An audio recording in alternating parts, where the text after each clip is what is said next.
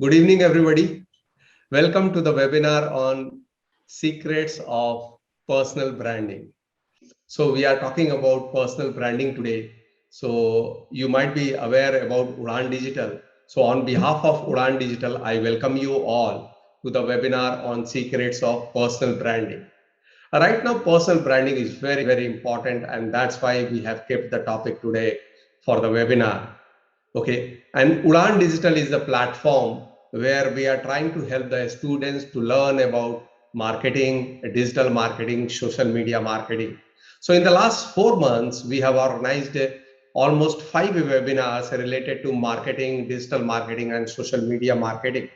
So continuing the journey, we are talking about personal branding today because personal branding has become very, very important. Okay, now everything is about personal branding, and that's what we are going to talk about today. And we have our speaker today and the moderator today. I will introduce you and I will talk about them and I will let you know. Okay. And you might be aware that right now this is the world of social media marketing.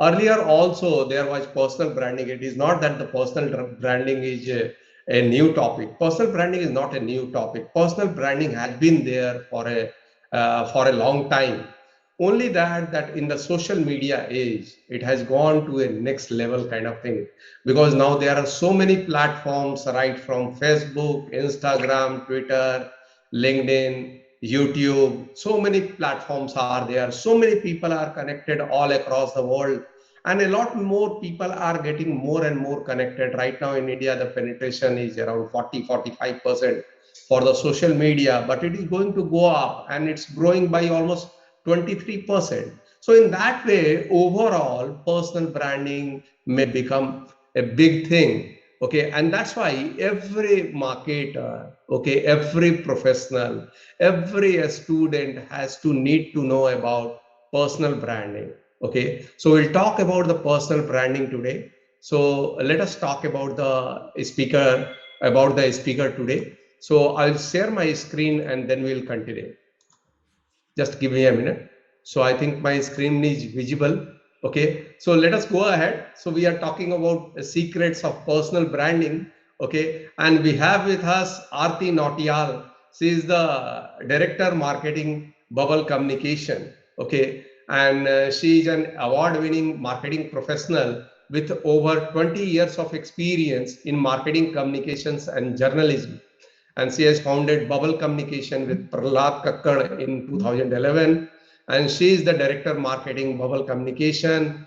Her clientele list includes Aditya Birla Group, Gioni Mobile, Gold Gym, Joy Cosmetics, DBS, Proctus Life Care, Akshar Detergent, and so on. So many clientele is there, and a lot of corporate customers are there who are big in the marketing domain. And she has also worked with news channels for over 6 years, PR agencies for 3 years, headed marketing for Marble and Tile Company for 6 years. So I think it will be great to hear from her because she has got wide experience in all the domains where she can talk about from her experience about personal branding. And she has also been the former senior producer of News X, media and communications consultant for Classic Marble Company. And she graduated from Bhavans College, Andheri, and Young Ladies High School. And she has got certificate, she has done her certificate courses in marketing and related functions from London Business School, Illinois, and Copenhagen Business School. And it is not that she has won many awards and accolades all across India, like from Governor of Maharashtra Award for Marketing Social Causes during COVID, Economic Times Enterprise Award for Best Creative and Marketing Communication for Qtone Tiles, My FM Best Women in Marketing Award, Rajniti Ki Pathshala Dynamic Women in Marketing Award, Brahma Kumari's Young Emerging Talent in Marketing Award, Swar Alap, special recognition for contribution to music PR. So all these awards and recognitions are there. Okay, and these recognitions tell a lot about her. So let us welcome her. we are going to plant a tree for Aarti Nautiyal at Trees for Memories, Bodh Gaya, Bihar. So welcome, ma'am. Welcome today. Thank you so much for the lovely introduction. And for that matters, I didn't know this bit that you're going to be planting this tree. And I think, even when I'm talking today about the secrets of personal branding, there was this one important topic, or I would say one important chord, which I wanted, to connect with everybody, which was sustainability and giving something back to the society. And I think, it's a very lovely start because you've started on that note. Should I begin with right now? You can just give a minute. Sure. Yeah.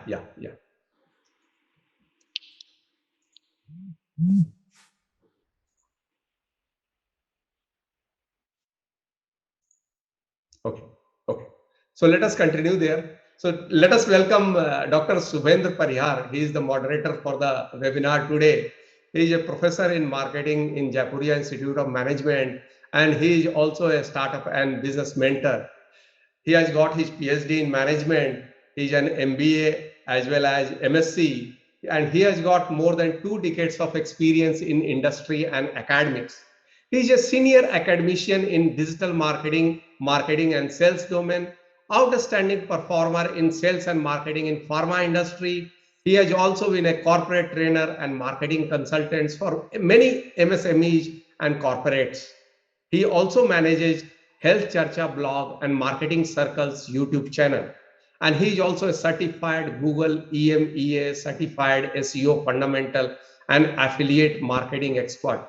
So let us welcome Dr. Subhendra Parihar also with a tree planted at Trees for Memories, Bodh Gaya, Bihar. Welcome, sir. Welcome to the webinar, sir. Thank you, Dr. Vijay, for always providing a kind of learning platform and giving us an opportunity to meet such as stalwarts into their fields. Yeah. So now the webinar will be taken over by Dr. Subhendra Parihar, and he will be moderating the session with Aarti Nautiyal. So welcome, sir. Welcome, ma'am, to the webinar. Thank you so much. Thank you, Dr. Vijay, and to all this audience, those who are attending with us, or either through this direct link, or they are watching it through live streaming. And it is our privilege and honor that Aarti is with us. And the kind of this topic which we have taken for today's webinar, that is secrets of this personal branding. And she has been into this PR industry for a couple of this decades, and she knows that what exactly is happening, and how these people, they are getting this leverage and benefit of this personal branding into their respective lives as well as into their career. So if we talk about this, how that personal branding concept that has evolved. So if I talk about that, Tom Peters, 1997, he has written a seminal article titled that the brand called you. And he defined the personal branding as a feature benefit model, and that the brand called what you offer, and explained a personal brand is an idea that comes to mind when people think of a particular person. It is basically a kind of this perception with others people, those who are caring about you. So once you have to test that what kind of this brand you are, if you have to test it, then you have to ask certain type of the questions from you, that who you are and what you want, why an employer should hire you. And to define our own this personal brand, we need to reflect self about that, what are our values, what are our passions, what are our goals in the life, and how do you differentiate yourself from the peers, or what do you want that you are most proud of. If these kind of this different questions, if you put up in a series and give a thought, definitely that is going to give you a kind of this what you wish to get in your life, and what kind of this perceptions which are having others about you, and identifying the gap. Start working on this, which are the improvement areas, and once you have started working on how do you wish to look like, and definitely that will be a kind of this personal brand which is emerging, because we all are the brands, and we all are the brands. We are carrying certain kind of features, and what new features which has to be added, so that the kind of this brand which we wish to reflect, definitely it will help us. So these are kind of the instruments which helps individuals to identify this top 3 instrumental and the terminal values. It helps us to have a clear idea that about this what we want and make a decision accordingly. So looking at this kind of this beginning, and a lot of these questions which comes in my mind, and definitely those who are attending this particular session, they would be also having a kind of this questions. So I will put up certain kind of these questions in front of this Aarti to put the light on this, and show us this path, that what her experience into this PR industry, and the kind of the questions that why personal brands are important. The question is how to develop and maintain a personal brand, and what makes a personal brand successful. What is the strategic personal branding process? How social media fit into it? How personal brand is different from the product and service brand? How we can categorize personal brands? How to use social media platform for the personal brands, and how to measure the effectiveness of this personal brand. And we would like to listen you on these different aspects and your recommendation for the personal branding. So I invite Aarti to kindly enlighten us on these particular questions. Sure. Thank you. Thank you so much, Dr. Parihar, for again giving a context to this entire session, and also mentioning the questions, which are very, I would say, appropriately framed. And, they also add a flow to the entire information which I will be sharing as far as personal branding is concerned. For that matter, the secret of personal branding, as we are calling our session today. You guys already heard from Dr. Vijay and Dr. Parihar. I come from a journalism background, and journalism and marketing communication. If we have to put these two professions on, if we have to find a common thread, content is the common thread, in these two fields. And that is how I can say that the 2 decades of experience that I have in, combining both these fields together, eventually it has helped me a big deal today when I, am working on marketing communication, be it advertising, which is ATL, be it social media or digital marketing as we call it, be it PR on the other side, which is more about image management of how you create a brand or how you sustain the image for a particular brand, or then you look at activations and events. So these are the key verticals, in a marketing communication, scenario, as all of us, we already know about it. Talking about personal brands, I feel, in a way, I sort of, I find this a very interesting topic to speak on. Why? Because if we talk about India as a nation, it's not that today we have social media and hence brands are being created. This is something Dr. Vijay also mentioned, that brands have always been there.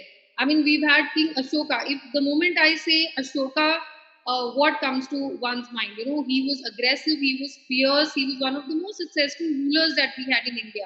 So when this is the one-line description that comes to anybody's mind, that is the positioning that was created for Ashoka by himself or by the people around him. Similarly, if we have to talk in more modern times, Mahatma Gandhi, and is one of, I would say, he's the biggest brand India has ever produced. And this is not just this is not just claimed by brand marketers in India, but this is also proven internationally that he was a man who started, he was a lawyer, he finished his education. He had one objective in mind, that the objective was to achieve freedom for the country that he hailed from. And what were the steps that he took to, to sort of achieve the objective? What were the What were the steps that he chose? He chose different steps. I mean, today Make in India is so popular, but this was something which Mahatma Gandhi had started way back then. when he said, when he set the stage for the non-cooperation movement, he set the stage for khadi, of making your own clothes. When our raw material was going to Europe and then again was thrown at Indians at much higher price. So the stem, or I would say the seeds of all these important movements today, like Make in India, these actually started way back in that time. He chose a very basic commodity like salt. That was the agenda that he made, and he made it into a huge movement. The salt movement, or the Dandi March, as we remember it, that is how he created a national movement. He gave people a common cause to connect.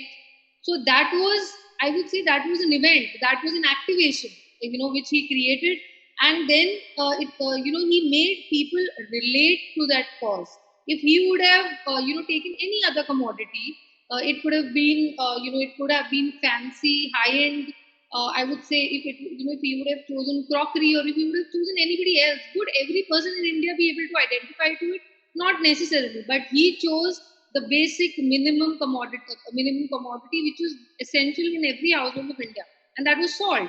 So, in a way, if we look at it, Mahatma Gandhi is a very interesting case study if we have to look at him from the marketing perspective. I mean, that is the way I like, to correlate marketing and personal branding with someone like Mahatma Gandhi. Again, in today's day and age, if we have to speak about, we have huge brands like Mr. Narendra Modi, we have Mr. Amitabh Bachchan, we have Mahendra Singh Dhoni, we have Virat Kohli, or we have Deepika Padukone, or a Priyanka Chopra. Who are all these people? Or we not missing out on Ratan Tata, who's one of my favorite brands. So who are these people? I mean, there are so many people around us. There are so many of them who are involved in different. I would say some represent conglomerates, or some are representing an entire country. Some are representing their own art. But when it comes, why do we call them such important personal brands? Is the fact that they've not only created a brand positioning for themselves, but they've also created a positioning for the field that they come in. I mean, if you look at Narendra Modi, even prior to him being the Prime Minister of India, Dr. Manmohan Singh, who's such an educated, politician, one of the rare, it's one of the rare feat to see a politician to be so educated. But when it came to positioning India in a particular way internationally, who do we today give credit to? I mean, huge credit goes to Mr. Narendra Modi, because the way he has marketed India in various nations across the world. So marketing is just not about companies, or marketing is not just restricted to particular cities or states. I mean, it has no boundaries. When a person does the right personal positioning and personal branding, it sort of begins with one person, but eventually it when it amplifies, or when the route which is taken is the right route, or it may not necessarily always be a formulated route, or there isn't a formula. Like I always like to say, for success, there's never a formula for success, but there's never a formula for a perfect brand. You cannot say that do this, do this, do this, spend so much, and you will definitely become a personal brand, because there are a lot of steps which are involved in creating a personal brand. All these examples that we know, including Mr. Modi or Mr. Bachchan, all of these have had different ups and downs in their personal careers, but the way they sustained, the way they stood true to their art, the way they continue to believe in what they stand for and what they would want people to remember of them. I think that is what plays a very important role in creating a personal brand for a person himself, and like I said, eventually for the community that he represents, or the country that he represents. If we have to, all the people with me right now, I'm sure you have an access to your phone. If I can request you, to go on Google and type Meena Guli. So when you type, because today, like earlier mentioned in this, webinar, that social media plays such a crucial role today. it is why does social media play such an important role today is for multiple reasons. One, it is instant communication. You know, if I wish to communicate to, say, for example, 12,000, 15,000, 20,000 people who are connected to me on a particular social media platform, I mean, which other medium? I mean, will a billboard give you that access? Does a radio channel give you that surety? Or does a newspaper ad give you the surety? So social media, why it has evolved in such an important tool in modern day and age is the fact that it gives a amazing ROI. And when I say it gives an amazing ROI, the most important fact is that you are able to measure that ROI. Because you know, I've been hearing this for years, ever since you know, much before social media became such an important tool.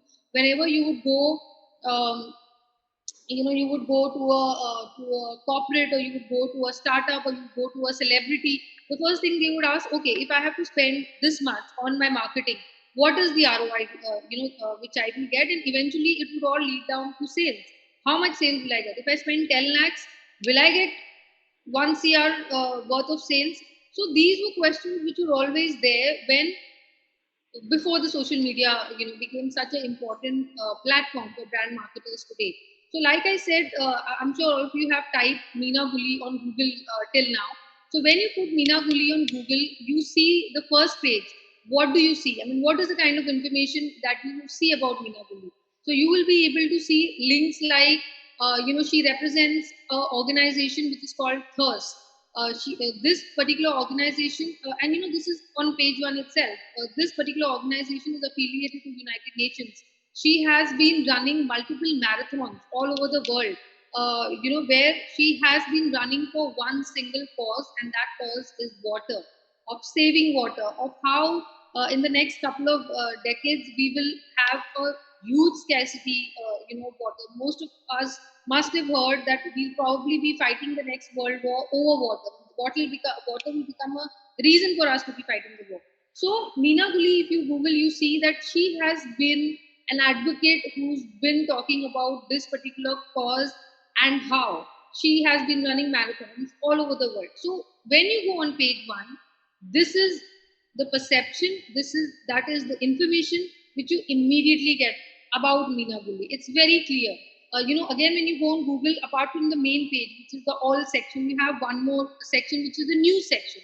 So anytime when we want to check, you know, the credibility for a particular brand or for a particular person, we also go to the news section. We see what, you know, has this person done? Has he been covered in news?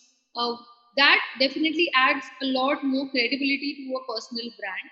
So, like I said, when you go through Meena Gully's links, it is instantly, you know, that communication is clear in your head that she's a person who is responsible, and she is, you know, she has built her positioning around that one particular cause. The next example, if I talk about, you know, if you type Amit Vashist, you go on Google, Amit AMIT, Vashist is VASISTHA. If you Google his name and you go to the news section, you will see all articles which talk about corporate wellness. Now, when as a marketer, you know, we do this for an individual, or we do this for a brand. Galf is a brand which Amit represents. You see that he, you know, all the information which is there about him on social media or about the news link, it talks only about corporate wellness. That is what, personal branding is, or that is what the brand positioning which has been created for Amit is. Next, you can Google a name, Shiny Ahuja, which most of you must have had heard of. He was known to be a very good actor when he began, but later on he got stuck, he got caught up. He was in news for all the wrong reasons. So today, when you Google his name, you will see all the possible negative articles that you see about him. So that is how he was responsible, or the situations around him were responsible for diluting his personal brand image and his personal branding of his positioning that he had created, that he was good. He was a good actor. He won so many awards on so many platforms. But how did that image get diluted? It got diluted because now when you Google about him, or all the news that you've heard about him on TV or on radio, the last thing one remembers is that he was in news for all the wrong reasons. If an individual like Shashi Tharoor, I mean, I really respect him as an individual. I mean, he's a politician. Again, he's one of the rare politicians we've had who comes from such a fabulous background. He was with the United Nations much before he came to India, and much before he fought elections here, or much before he was elected, by the people to the government, in the government. So again, when you Google him, or you Google any other ordinary politician, you see the difference, in the positioning which is being created for a Shashi Tharoor, or a positioning which is being created for any other politician. When you Google, it's not that he's not had ups and downs in his life. There have been a lot of personal issues which came up in media, and that is where social media plays such an important role today. I mean, you watched something on television or a news channel a year back, or 2 years back, 3 years back. How many of us actually remember that? But social media or Google, or all the platforms that we have access to at our fingertips, these are the platforms. Why they become so important is, so they play such a crucial role, is because the information which go on these links, or which are available to every individual, it's not very easy to get rid of those links. I mean, a lot of times you have those negative links. There are people who come to us and say that when you Google our name, there is this a negative review about me, or there is this negative article about me. I want to get rid of that. How can I do that? How can I convert my image from a negative to a positive image? So that again is a exercise in itself. I mean, social media is all about content. There is there is no standard formula that okay, A plus B plus C is equal to success on social media. There are various permutations and combinations which are involved for an individual, that go on social media, and when I say which go on to make an important or a particular image. So if as a person, if I want to create an image for myself as I am a brand, how do I want people to perceive me? That is the first step which one needs to think. I mean, if Mr. Narendra Modi, or Amitabh Bachchan, or a particular, or Priyanka Chopra, I mean, if we have to look at these three people, they come from three different walks of life. But how have they created their brands? What is the positioning that they've created for themselves? These are very interesting case studies, for these people, of how they first identified what is the branding. I mean, what is that they want to what is the personal branding that they would like to create about themselves. Then it was the particular trait, which much early in their life they thought that okay, this is my strength, and this is what I need to focus on, and once I focus on my strength, I will definitely excel in it. In fact, a lot of us, I mean, I think all of us will agree to it, that right from our childhood we were always told that you are very good in these 2-3 things, but there are these few things which you are weak at. You should definitely work on these things, and you should ensure that you also become good at those things. Frankly, I have always believed, and now of course there are several research papers which also harp on the fact that you should always focus, and you should always hone the strengths that you have. Because if you already have certain strengths, and if you work, if you use those strengths which you have them in you naturally, if you work and if you use those strengths, you will excel in that particular field. Like, I always like to give a good example, that if Sachin Tendulkar's father had told him that I don't want you to play cricket, but I want you to play golf, do all of us think he would have reached where he has reached today? I mean, he wouldn't have, because his personal skill, or the natural streak that he had in him, was cricket. If Lata Mangeshkar's father would have told her, I don't want you to sing songs, I want you to act, or I want you to become a politician, would she excel in that particular field? She probably wouldn't. So the most, I would say, the basic, the first step to work in making a personal brand is that identify the most important trait, or I would say the most important strength that you have as an individual or as a person, and you feel that okay, this is the category that this is the category that I want to be known for. For the simple reason, if you don't decide what you want people to perceive of you, they will perceive what they want to perceive, and it may not necessarily be something that you like as an individual. I mean, a lot of times, say for example, we say, oh, they are a celebrity, they have to have a individual positioning, they need to constantly be communicating to their fans, they constantly have to talk to people because they get paid crores of rupees for their endorsements. That's right. But even in other fields, even if you're I would say you're in, you're not a celebrity, or you are someone who's a HR head, or who's someone is in finance, or who's a lawyer. If your personal positioning or your personal branding is not clear when you apply for a job, the basic thing that if all of us want today is to have a right job or a suitable company, or a company that all of us want to work with. How does that company distinguish that okay, this is the right person for me? How should that company do that? They will today. I mean, today is very easy. You go on Google, you go to the LinkedIn page, you check where the person has worked with, you see if there are any reviews the past employer has shared. So what is that? That is a step for an individual from any field to create personal branding for him or for her.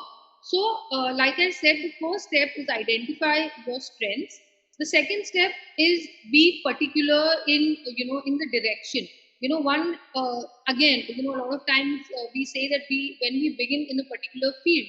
Now I am talking about beginning, more about beginning, because I believe there are a lot of students who are here with us today. So whenever we begin in a particular field, what is very important, like I said, is first to understand what our interests are. Second, you need to understand if you're interested in something, are you strong enough to to pursue that interest further? Third is you need to self evaluate. What are the important things, or what will be the important steps for you to achieve a particular objective, and making or creating a blueprint for any career or for any field, be it as an entrepreneur or be it as a career professional. What is most important is always make a plan for minimum 5 years. We have to look at this, that after 5 years, where shall I stand? You have to have a plan, self-evaluate it first, that this is my strength, this is what I want to do, this is how I will do, how I will do it. These are the mediums in terms of communication that I will, sort of engage. Those mediums of communication may even have an external agency or a third party who's doing the marketing for you. I mean, it could be a startup, it could be so you saw we work with a lot of different brands from different categories. And, on one hand, we work with a retail brand, on the other hand, we work with a startup, on one hand, we may work with a celebrity, or then the other hand, we work with an IT company. So all these companies or all these people, what is common in them? They have already established what is to be done, and then they are pursuing their goal or the objective of reaching a particular place. So positioning, like I said, establishing that positioning of what we want others to perceive about us is very, very important. Because if that is left vacant, then you are leaving room for people to pursue what they would want to perceive about you. So again, like I said, it's important to make a blueprint, to make a plan that this is where I wish to see myself in the next 5 years. Now again, what I always feel is very important is to adding a purpose. Like I was mentioning in the beginning, that in today's day and age, all of us want to sort of there are different there are different interests different people have. Some may be interested in artificial intelligence, some may be interested in marketing, some may be interested in various things. I mean, we have so many innovations, or we have so many things are happening. India, if we have to look at India as a country, there haven't been ever a decade where so many entrepreneurs or so many startups have been mushrooming every given day. So what is important is identifying, like I gave an example of Mahatma Gandhi. What was the basic thing, the agenda or the product that he identified? Salt. In today's day and age, I was just reading it's been a while I read this, that the most important inventions, that had to happen on Earth have already happened in the 18th and early 19th century. We no longer we no longer are sort of making those huge inventions. They are already invented. What we are doing now as generations are discoveries. We are looking, I mean, if you see today, there are common things. I mean, there is this latest company, which I don't know, most of you must be aware about, VFast. What is VFast? It is a solution to a very small problem of sending a place from one place to the other. So, these are small problems. Just the other day, I saw there is this startup, which is into, they started this entire company for only, they are into, for sharpening your knives. That's all they do. They have a customer care number. They are promoting themselves on YouTube or on various platforms. See, because this is such a small thing. All of us use knives in our house, scissors in our house. Do we know where do we go to, if they're not functioning or if they're not sharp enough after a particular time, what do? We go and buy new ones. Do we know where to get them sharpened? We don't know. Now, if we know there is this company, we just have to give them a missed call. They will actually call you back. They will send you, they will send you like a pouch. You put, there is a package that they offer you. You put three objects, and you put 6 objects. Those are the 2 packages. You place them. You courier it to the address. They will actually sharpen it so well that even when you bought it originally, it was not that sharp, and they send it back to you. This is a startup. So this, imagine they didn't have to invent, or they didn't have to do huge research and spend crores of millions of rupees on R&D. It was a common problem which all of us were facing, and they found the solution. And I think they've already got funding. After being in business for, I think, over a year, they had very good sales, and they've already been funded. They've got funders. So this is the age that I love to share this, that today, as personal as a personal brand, or as companies, or as startups, I think this is one of the best times that all of us in India could have been. I mean, there are different schemes for women. There are different schemes for startups. There are so many things that we can actually make use of. Yes, the only I think only place where we lack is ignorance. We don't access, or we don't research all that information which is available online. Imagine 10 years or 15 years way back, even when we had to find, if we have to go to a particular company for an interview, or if we like, I remember in my journalism days, if I had to meet if I had to meet a CEO of a company, like I remember meeting the CEO of Standard Chartered, Jaspal Bindra, way back in 2002. If I have to find out information about him, if I have to know, what kind of a person he is, it was so difficult for us, to get a background check on him, or to see what are the kind of questions that he usually likes to dodge, or what is the kind of question that he would be happy to answer. So to create that research is so much more easier today because of all the available information that we have in 2 formats. One, information is what an individual has posted about him or herself, or second is the information which third parties, be it newspapers or websites or reviewers, or so many different people have posted online. So, like I said, having a purpose is very important, which is again the third step of a person who wants to create a personal brand for himself or herself. Then again, what is very important in life, I think, when you want as a person to become a personal brand, is prioritizing. Prioritizing is very, very important. My strength, if I say, is I want to. My target is to make my company 100 crores in a particular field. If I am in manufacturing, I'm in manufacturing, say, of of mobile phone cases, and I want to reach a particular target. One, I have created an objective. I have decided which field I want to be. I have then devised a plan of how I want to reach there. But when I devise a plan, like I said earlier, there are multiple verticals to reach that objective. So what is important is prioritizing of how one would reach that objective. Now, he's a popular figure, Elon Musk. All of us know. I mean, he's in a very short span. And in fact, again, if we see this, this is an interesting case study that someone like a Jeff Bezos, or way back in India, someone like a Mukesh Ambani, these people took a couple of years to reach those positions of being world's richest, or world's second richest, or Asia's richest. But look at someone like a Elon Musk. I mean, how much time did it take? So if you research on this topic, the time taken by the new age millionaires is much less to reach the top position as compared to their predecessors. Why is that? Because these people, and Elon Musk, like I said, he prioritized way back in his early 20s. He identified his strength, like I said. He identified that technology was his strength. Zip2 was a company which he started when I think he was 21 or 22 years old. He sold that company off. Then there was another company, I think, which is called, I'm forgetting the name. It was, that company was related to email payments. That again was a company which he started when he was only 24, 25.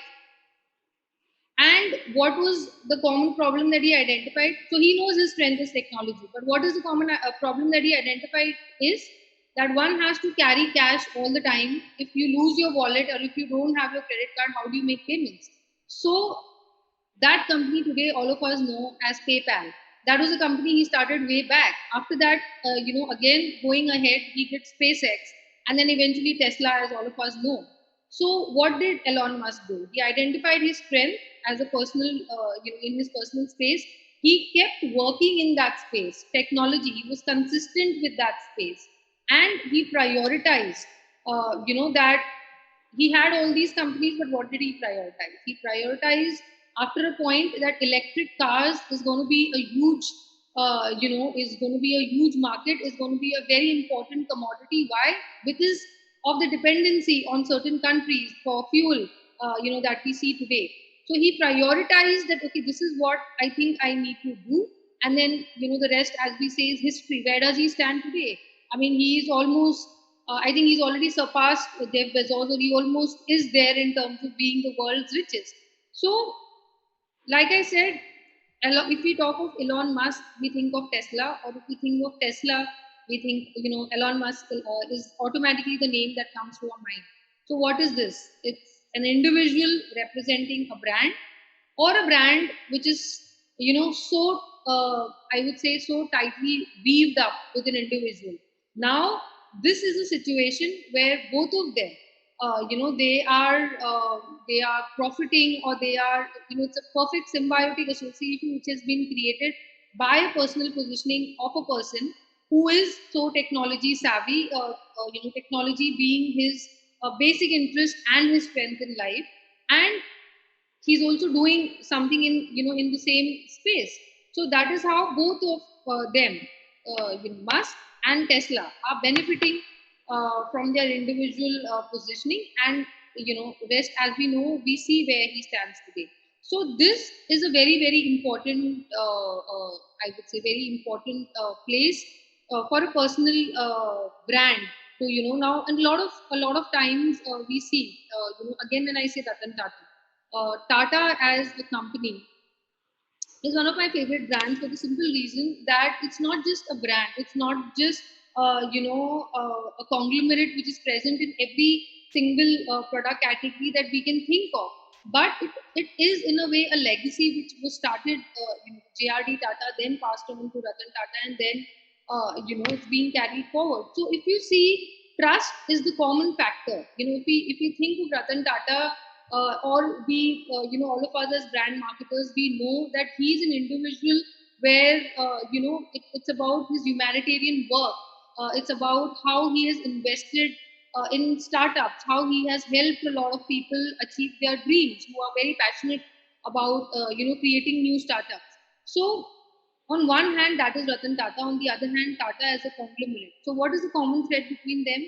The trust factor, which you can associate to both of them. If we remove Ratan Tata from the Tata Group, does Tata Group collapse? It doesn't, because as a conglomerate and as a personal brand, both of them have had they've succeeded in making their individual positionings very clear. If you have to look at Vijay Mallya as an example, I mean, do we think it's in the same line as Ratan Tata and Tata? No, it isn't. Why? Or if you look at Rana Kapoor or Yes Bank, are they in the same space as Ratan Tata and Tata? No, they aren't, because for various reasons. I mean, I would say if Ratan Tata is the perfect formula, Rana Kapoor and Yes Bank, I would say is like a little bit shaky when it comes to creating that personal brand. On the other hand, when we look at Kingfisher and Vijay Mallya, I mean, we know what happened, to Kingfisher Airlines much before and even after, the entire debacle of Vijay Mallya, or where that entire brand, in so many places it just got affected. Or Sahara, if we have to look Sahara as a brand, Subrato Roy. Some of these personal brands, they affected, the brands that they represented in such terrible ways. So that is why it is very important for personal, when a person who is representing a particular brand, he's representing a particular brand, it's not only his or her responsibility to maintain that image, or to maintain that profile, or to maintain that positioning in B2C, in public, because it will affect the brand that he or she represents. And why only corporates? We have a recent example of Shah Rukh Khan. Shah Rukh Khan is, he's involved. He's the face of so many brands. Shah Rukh Khan in himself is, he's an example of of a good actor. He's made India proud in terms of, when you look at the box office, in terms of the numbers that he attracts to to theaters for his film. I mean, he's become such a perfect brand because Shah Rukh Khan is one example which I always like to quote from a marketing perspective. He's made a perfect umpire. He's not called king of Bollywood just like that. I mean, there are all those possible, I would say, check boxes which have been ticked. He has a production company. He has teams in sports. He is, he's involved. He's known for his philanthropy. So there are so many things which he's involved in. But in spite of that, when there was one case of Aryan Khan, which had nothing to do directly with him, it still affected his brand value. A brand like Byju's, they decided to put their campaign off air for some days till the entire Aryan Khan fiasco happened. So that is why a personal brand, I always say that when a person wants to put himself or herself out there in the public, and want to achieve that, oh, I'm a brand status, that person has to be very, very sure of how he will be able to sustain that image. How things which are happening in this personal life should not affect the brand value. I mean, look at today's example. We we have a PR vertical with us as well. So we got this trade media query. It was a questionnaire that came to us that apparently Virat Kohli has been sacked as the captain of the Indian ODI team.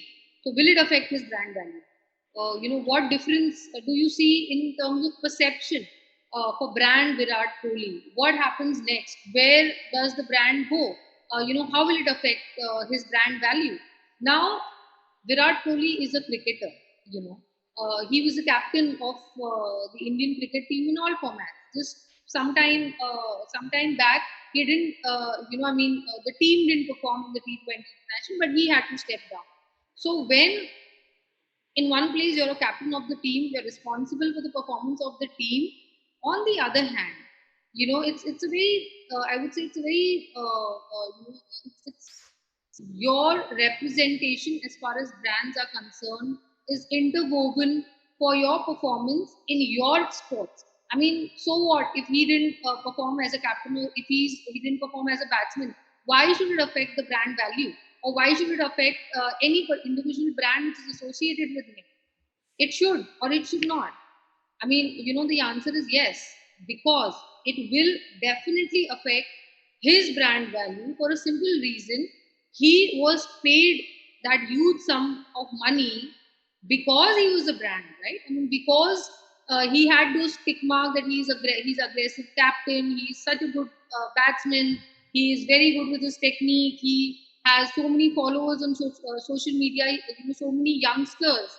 There is a particular, see, in social media, like I said in the beginning, it's very very easy, and that is why all the brand marketers or all companies love social media as a platform, because it's very easy to get your get your ROI. It's very easy to see which geographies your product is doing very well, and which geographies you're not the product is not being liked very well, so you can automatically focus more. Again, the strength finder example, brands usually say, oh, my product is not doing very good in South, I think I need to invest more in marketing in South, but it's already doing very good in North, it's very good doing good in Central India, so it's okay, वहाँ पे अगले 2-3 महीने में budget हम थोड़ा कम कर देंगे, South में nobody we are not selling good, we need to increase the budgets in South. I mean, I always have to have that argument that you are already making people in North or people in the particular geography or social media figures or the kind of traffic that's coming on your website or on your social media, the kind of responses or the kind of comments which are coming to you are clearly indicative of the fact that the product or the brand attributes that you have for a particular product, they are being liked by a particular demography. So why would you not want to focus on that demography, and why would you want to reduce those budgets and start increasing your budgets in other markets?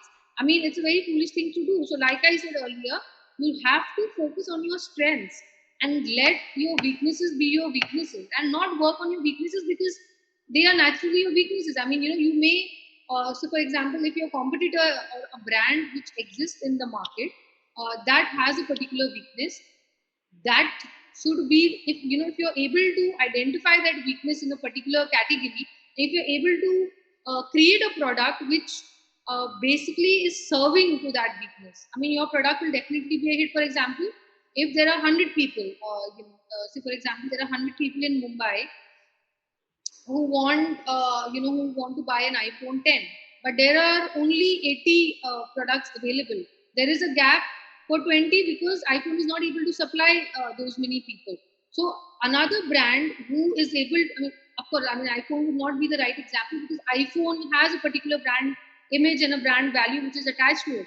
But say any other product, if there is a brand who could identify that gap and could fill up that supply chain management in that particular place, definitely the first response or the first orders that brand would receive would definitely be 20% of the market, because there was a need, there was an inadequate supply in that particular category. So if you have to identify the weakness of another brand, work on it and offer a product in that particular category, that is always a good idea.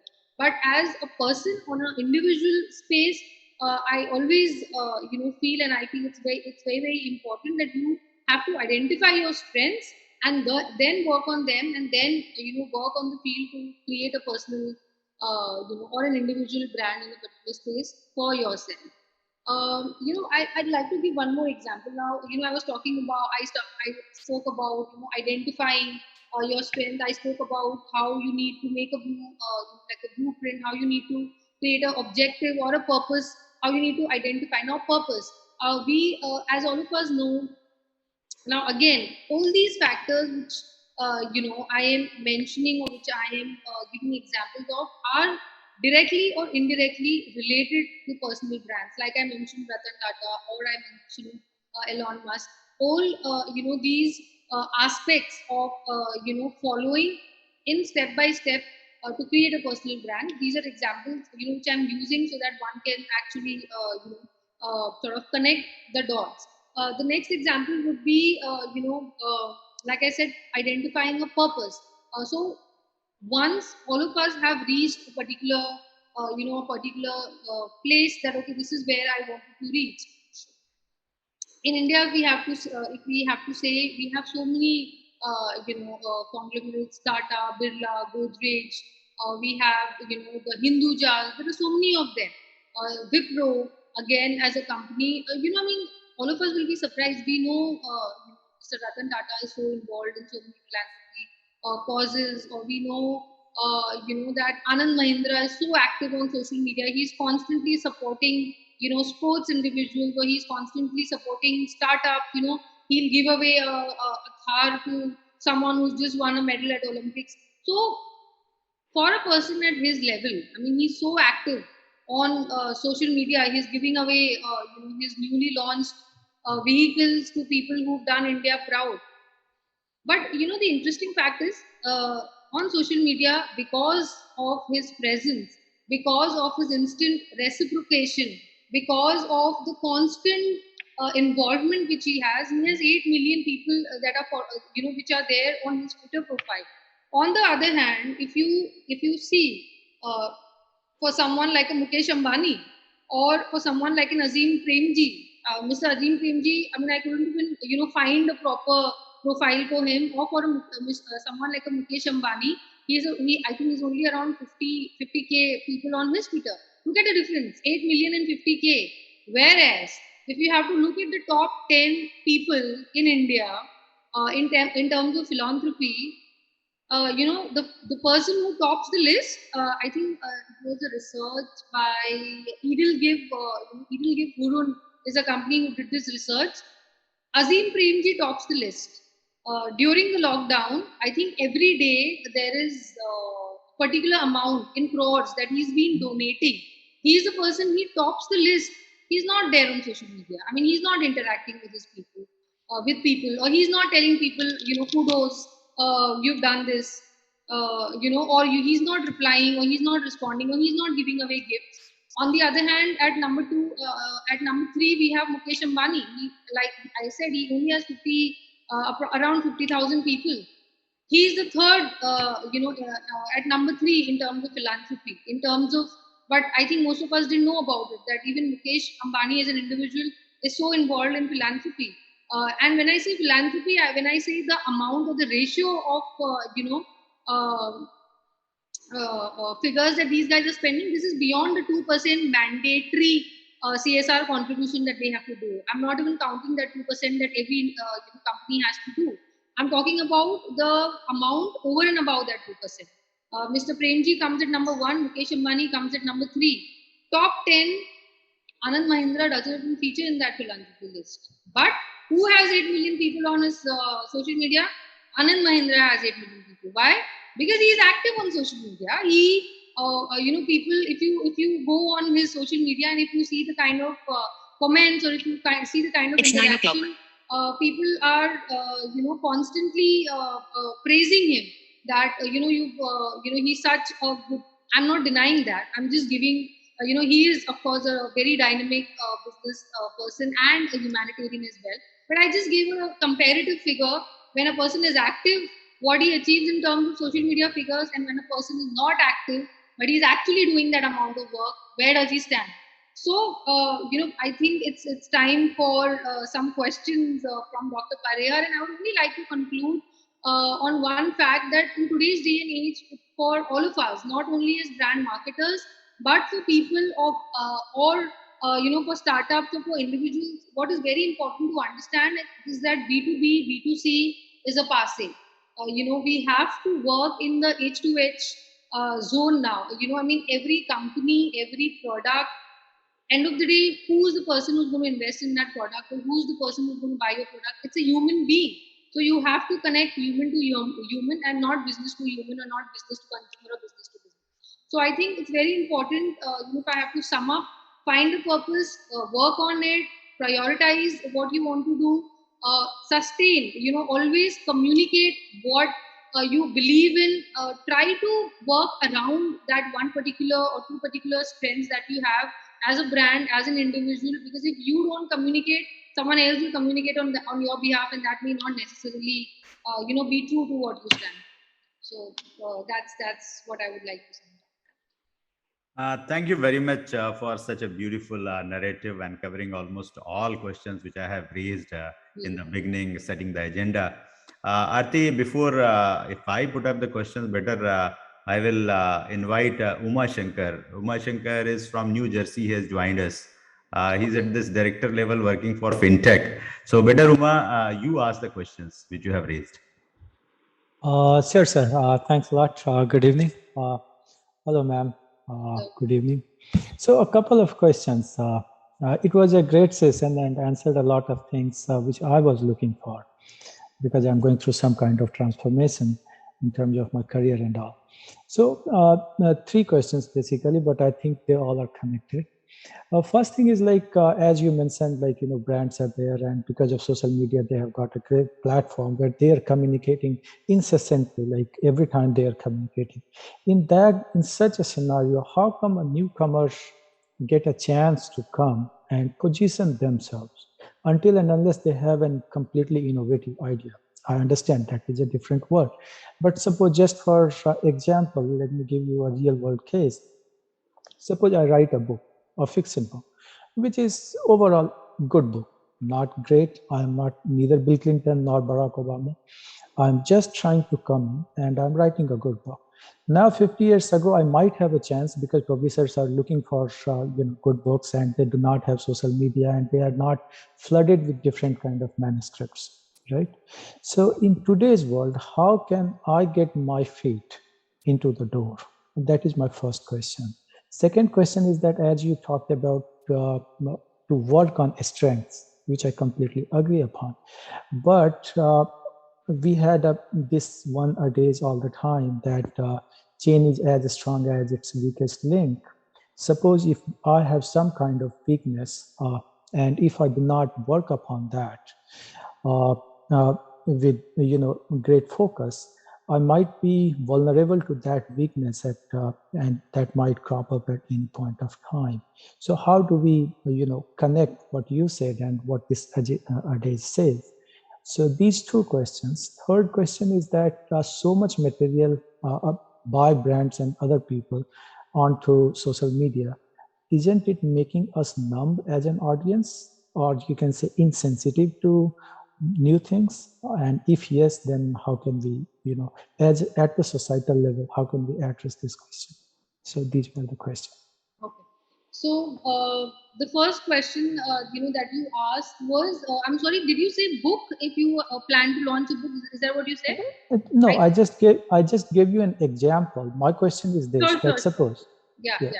So, say for example, like you said that, and this is a question which comes to us a lot of times as brand marketers, because not everybody, is very good with finance, or not everybody knows, how should you go about finding people who can invest in your company. So I think the first step, like I said, is once you've decided that this is the category that you want to work in. Like, for example, if you want to become an author, you want to write a book. I think the first step is that you need to write the book. Once you've written the book, I would suggest make a list of people in your, and this is not just for you or for an individual as an author. This applies for everybody. If it's an actor, or if it's, a startup in any category, like I mentioned that, startup which is into sharpening objects. The first thing one has to do is make a list of all your contacts and see, for example, you have 50 people in your contact list. You start with those 50 people. You give your book to those 50 people, tell them to read it, and tell them to give you reviews about it.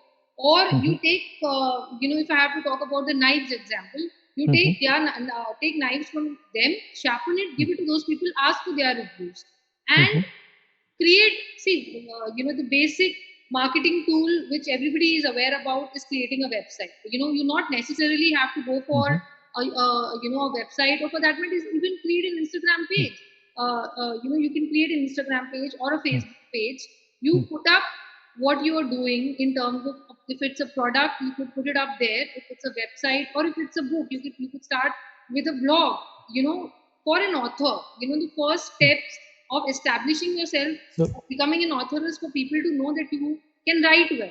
So you can start with a blog. So like I said, there is no fixed formula for anybody. No, One has to. Sorry to interrupt you. So I was just giving an example. My question was not like how I should proceed. Yeah. So my question was this, that as everything is becoming brand conscious and social media and other platforms are flooding content, and of course bigger brands will have bigger muscle to flood that content, then there comes a big gap between top 3 of any industry and rest of the players. I think when I was in India, it was not that clear, but in US, it is very clear. In any area, banking, architecture, industry, academics, you see, there are top 3 players and top 4 players, and then there is a huge gap, and then there are rest of the players. My question is this, that in such kind of environment, and given the brand consciousness of people and social media, which gives a platform for any bigger company to, inundate the whole, landscape, how does the smaller players survive and thrive into such kind of environment? I would like to know about your thoughts and ideas on that. See, like I said, there is no secret. There is no formula, in a book which will tell you that, okay, this is how you will survive. But when you are passionate, so that is why I said the first thing is identifying whether you're really passionate about that particular thing. And this will also connect me to the second question that you asked me, that when you're really passionate about something which you really want to do, that itself will keep you driving. Now, from a marketing perspective, how do you grow that company? To grow a company offline or to grow it online, what do you need? You need numbers. So first, I always tell brands they have to involve themselves in offline activities. Like I just gave you an example. Online numbers are good to see as numbers, but a lot of us know that these are numbers. These numbers can be manipulated. These numbers can be played along with. But actual physical, when you start, so you have to create a balance between online and offline. If you're launching something new, start your presence online and also offline. You gather testimonials, you gather reviews offline, you put them online. Dove is a classic example. I mean, if you see the Dove ads, do you think all those people are real people? They are not, they are models. But what is the strategy there? The strategy there was testimonial. The strategy there was to show people that, oh, I have used it, I had this particular problem, but it just worked so well for me. And Dove is one of the first few brands to think of it in that way, to relate it to the common people, instead of a celebrity telling you, oh, I use Lux and so my skin is so beautiful. I mean, or any ordinary soap brand telling you, I use this soap, hence my skin. You will not even relate to it. So you have to find which is the right TG for you. I mean, if you're launching a Louis Vuitton bag and you say that I launched it in Ulhasnagar, does it even make sense? It doesn't make sense, because that's not your TG. So you have to know what your product is, and you have to know the right appropriate market for it. So offline, again, retail plays a very important role there, but online, social media. I mean, if it's a high-end brand, people would not launch it on Facebook today. They would do it on Instagram. They would do it on other social media platforms. So it is important to identify what you're launching, where you're launching, how you're launching. And once you've decided that, like I said, like I gave that earlier example, that if I'm doing good in a particular market, you have to use that market. You have to communicate more. You have to see, when I make a particular, say for example, I make a video or I make an ad. Most of time, if you notice, even brands have different ad campaigns for different geographies in India itself. Forget about outside India. If they make a particular campaign for, even a jewelry brand, if a particular campaign is made for Delhi, the same campaign will not be applicable down south, because people in these geographies have different philosophies. They have different tastes. So when you state-wise, when you have to, you have to customize the communication, then imagine as a brand. So that is why if you have a basic problem of sharpening knives, that's a basic problem. A house in Delhi will also have a house in Kanyakumari will also have. So in that case, there's not much for you to communicate. But if you are launching an apparel brand, or if you're launching a jewelry brand, your sensibilities for that product that you're launching will have to be the product sensibilities will have to be different, and your communication sensibilities have to be different. So it depends product to product. Now, second thing, when you said that if I only focus on my strengths and I ignore my weaknesses, then what will I do to sort of cater to those weaknesses? If you are a startup, you have to find a partner who has those weaknesses as strengths. If you're a company, then you have to employ people who have those strengths and which are your weaknesses. If you're not good in finance, you find the right finance guy. I mean, again, if I have to give you an example, Mukesh Ambani, Anil Ambani, they were both sons of Dhirubhai Ambani. We know where both of them stand today, because Mukesh Ambani both of them got almost equal amounts of businesses from their father. But where do they stand today? There was a time when Mukesh Ambani had to give loan or had to bail out his brother. Why? Because Mukesh Ambani focused on his strengths and he hired the right kind of people. Anil Ambani, wanted to be a business tycoon, but he also wanted to run marathons. He also wanted to start a film company. He wanted to do so many things. He started diversifying in fields that he did not have expertise in. So, if you do not have expertise in a particular thing, then you hire the right people or you partner with the right people who have those strengths which are your weaknesses. That was the second question. And third, I'm sorry, was about the online medium becoming too much of a circus or too much of a zoo, because so much of content and so much of information is being posted. Now, again, this is something where your personal evaluation as an individual comes into the picture. I mean, if, like I said, if a particular brand is making so much noise about, thing, you have to go through the reviews. Like, for example, Airbnb is an example, or Uber is an example. What do? Even in Uber, we see what was the review, the last people who drove or who was with the driver who gave. Or in Airbnb, we see, okay, this particular property was listed. So there are platforms where you have genuine reviews, and there are and for most of those platforms, you also have fake reviews. But your part, as far as evaluating them is concerned, that is very crucial for you to, as an individual, to decide whether you need to go ahead and engage in a particular brand or a product, or you should just wait for some more time and then decide what to have.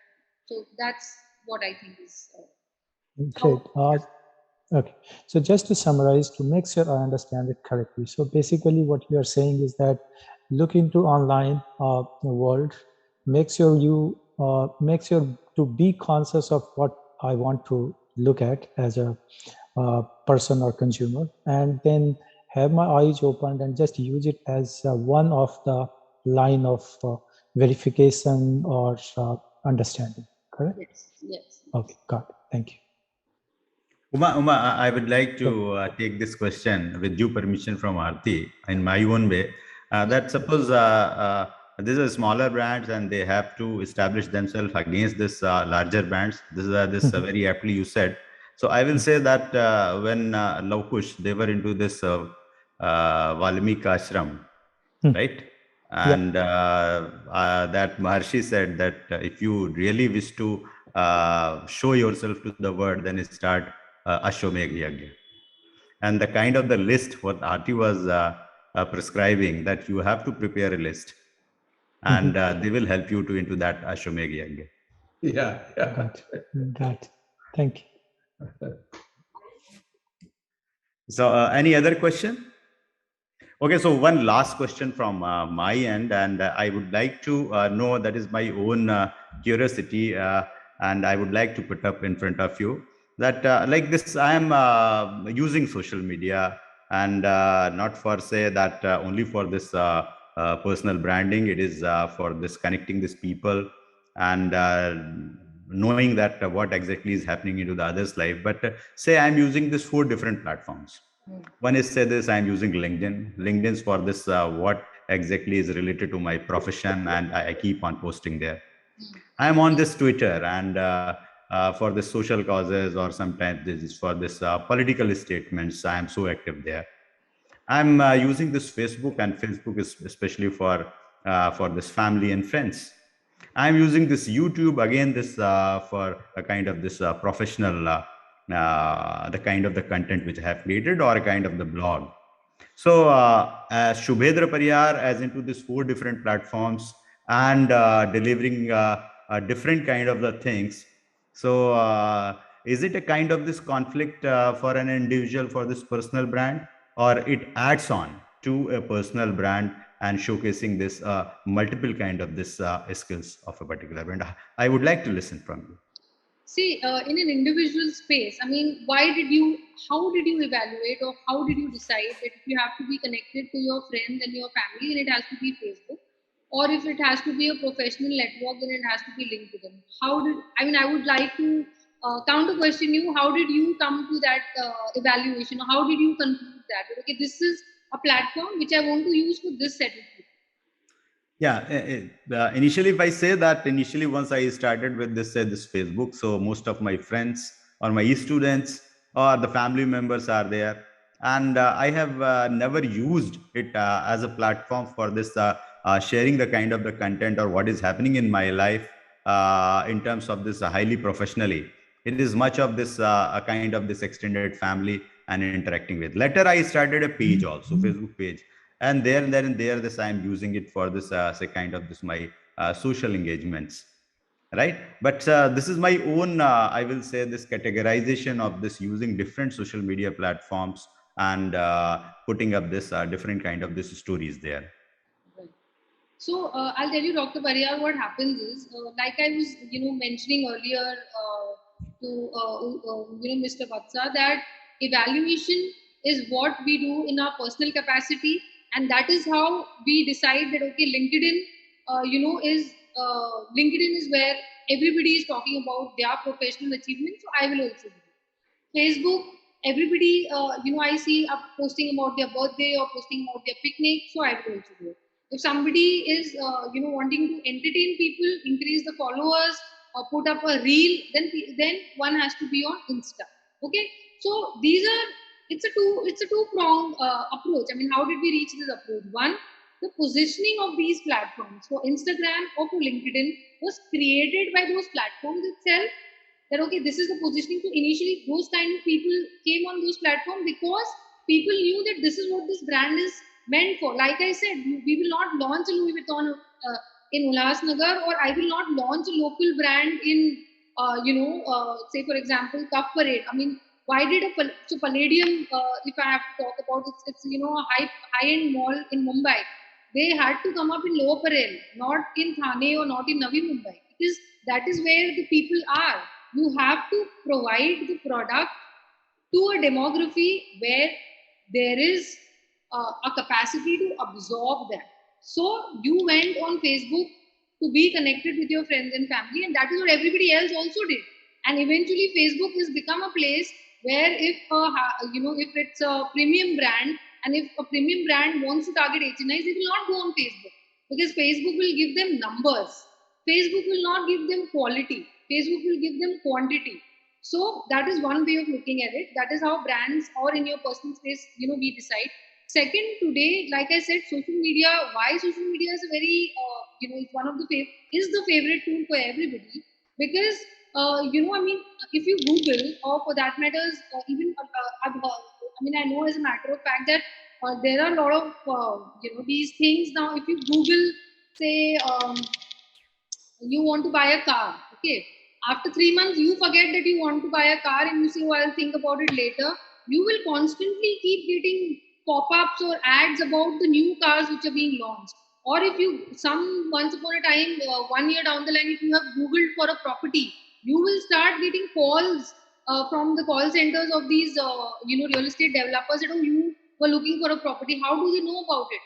So these are these algorithms, or the AI is being used so efficiently on social media that every each of your detail is available to all brands today, to all these leading brands. I mean, data privacy, what we call it, is not so private anymore. I mean, your information is available to all these top brands, not just in India but internationally.